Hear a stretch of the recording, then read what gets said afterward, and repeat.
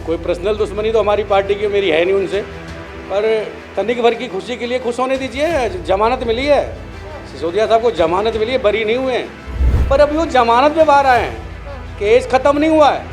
अब ये अब मानने लग गए कानून को, देश के कानून को भी मान रहे हैं, संविधान को भी मान रहे हैं कि हमको ईडी ने जबरदस्ती गिरफ्तार, मोदी जी ने हमको अंदर कर रखा है। अगर मोदी जी ने कर रखा तो सिसोदिया जी कैसे बाहर आ गए? जी, जो पिछड़ा हुआ गाँव वहाँ चले जाइए और दिल्ली को देख लीजिए, आपको पता लग जाएगा कि यहाँ से सुंदर वो गाँव होगा। एक विधायक कहीं बता दीजिए जिसने काम किया हो। लूट खसोट के सिवा कोई काम एमसीडी इनके पास है, दिल्ली सरकार इनके पास है, लेकिन दोनों जगह बीते दिन जिस तरीके से लगातार जो चर्चाएं हैं वो चर्चाएं किस बात की हैं आपको बता देते हैं। आज से 2 दिन पहले मनीष सिसोदिया को 17 महीने बाद जेल से जमानत मिली है, जिसके बाद उन्होंने तमाम आज़ादी वाले पोस्ट डाले, किस तरीके से उन्हें आज़ादी मिली है, आज़ादी की चाय के साथ में एक पोस्ट डाला, और उसी के साथ ही साथ आम आदमी पार्टी की एक उम्मीद जो है वो जग गई है। और लगातार ये बात कही गई है कि सत्य कभी पराजित नहीं हो सकता, और उसका सबसे बड़ा उदाहरण ये रहा है कि मनीष सिसोदिया जेल से बाहर आ गए हैं।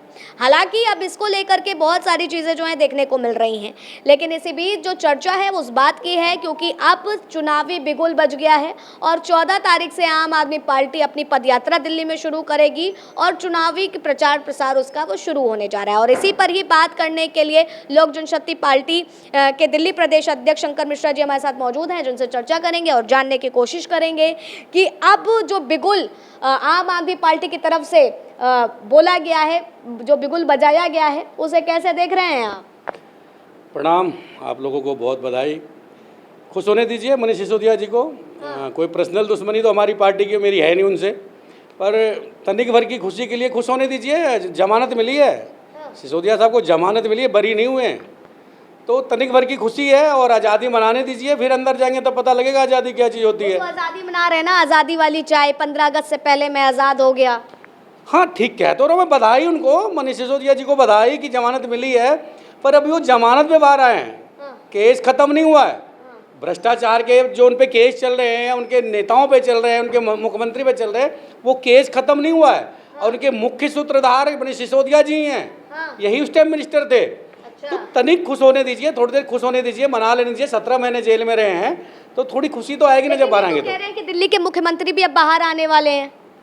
अरे मैं कह रहा हूँ अब ये अब मानने लग गए कानून को, देश के कानून को भी मान रहे हैं, संविधान को भी मान रहे हैं। नहीं तो जो मनीष सिसोदिया, जो मतलब केजरीवाल जी कहते हैं वही कानून है, जो ये लोग कहते हैं तो वही कानून है, और अब इनको कानून में विश्वास है। अरे देश कानून से चलता है, देश संविधान से चलता है, तो इन लोगों को विश्वास रखना चाहिए था। पहले इन्होंने इतना वो हल्ला मचाया कि हमको ईडी ने जबरदस्ती गिरफ्तार, मोदी जी ने हमको अंदर कर रखा है। अगर मोदी जी ने कर रखा तो सिसोदिया जी कैसे बाहर आ गए? कैसे कह रहे अब केजरीवाल जी भी आ जाएंगे? देश के कानून पे भरोसा रखिए, न्याय प्रणाली पे भरोसा रखिए। अगर आपने कुछ नहीं किया तो करने को डरने की जरूरत नहीं है। लेकिन जो विधानसभा चुनाव की तैयारियों में अब जुट गए हैं, पदयात्रा निकालेंगे, आज के समय देख रहे हैं हर पार्टी के लोग पदयात्रा बड़ी निकाल रहे हैं। केजरीवाल जी को और उनकी टीम को जनता झाड़ू की डंडा लेके ढूंढ रही है। इनको मुबारक हो जाए, ये पदयात्रा करें, इनको पता तो लगेगा क्या वो बिकता है, क्या इन्होंने हजर कर दिया है दिल्ली का। आज दिल्ली मतलब देश के किसी गांव से भी बेहतर पीछे पिछड़ गया है। किसी जो पिछड़ा हुआ गांव वहाँ चले जाइए और दिल्ली को देख लीजिए, आपको पता लग जाएगा कि यहाँ से सुंदर वो गांव होगा। दोनों की तस्वीरें एक ही जैसी हैं, मतलब इससे सुंदर तस्वीर उस गांव की होगी, गांव की इससे सुंदर तस्वीर होगी। इतना बुरा हाल इन्होंने लंदन बनाने के चक्कर में इसको सबसे पिछड़ा राज्य बना दिया दिल्ली को। ये केजरीवाल जी, सिसोदिया और इनकी पूरी टीम जो है भ्रष्टाचार में लिप्त है। इन सब ने भ्रष्टाचार, और इनके सारे विधायक, एक विधायक कहीं बता दीजिए जिसने काम किया हो। लूट खसोट के सिवा कोई काम एमसीडी इनके पास है, दिल्ली सरकार इनके पास है, लेकिन दोनों जगह राजेंद्र नगर की घटना भी सबसे ज्यादा सवाल खड़े करती है। बिल्कुल, मैं गया था और हमने लिखा है एलजी साहब को, उसमें सबसे पहले मैं ही गया था और हमने एलजी साहब को लिखा कि वो बच्चे हमारे हैं, जो बच्चे यहाँ पढ़ रहे हैं, जिनका कोई नहीं है, उनका लोक जनशक्ति पार्टी रामविलास है। मैं गया, मैंने एलजी साहब को लिखा कि जो बच्चे मर गए हैं, एक तो हम उनको क्या दे सकते हैं, जो बच्चे उस 12 फीट गंदे पानी में डूब के मर गए।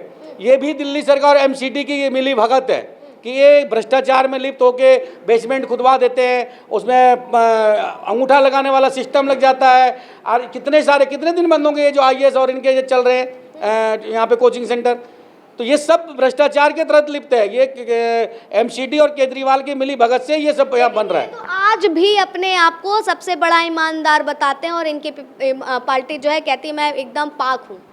हर व्यक्ति, हर चोर अपने आप को कोर्ट में, जो भी चोर होता अपने आप को कहता है जज साहब मैंने कुछ नहीं किया, तो हर चोर अपने को पाक साहब बताता है। तो चोर की दाढ़ी में तिनका वाली कहानी है। तो पाक साहब हैं तो बाहर क्यों नहीं है? मुख्यमंत्री जितने जेल से अंदर हैं, उप मुख्यमंत्री जो है 17 महीने बाद अपने आप को आज़ादी बता रहे, आप ही बता रहे हो आज़ादी की चाय, आज़ादी की 15 अगस्त से वो दिखा रहे हैं। हाँ, तो वही मैं कह रहा हूँ, अगर कुछ किया नहीं था तो अंदर क्यों थे? अगर भ्रष्टाचार में लिप्त नहीं थे तो अंदर क्यों थे? ऐसा हमारे देश के किसी कानून व्यवस्था में नहीं लिखा हुआ है कि आपने कुछ किया नहीं और आपको जबरदस्ती जेल के अंदर रख लिया जाएगा।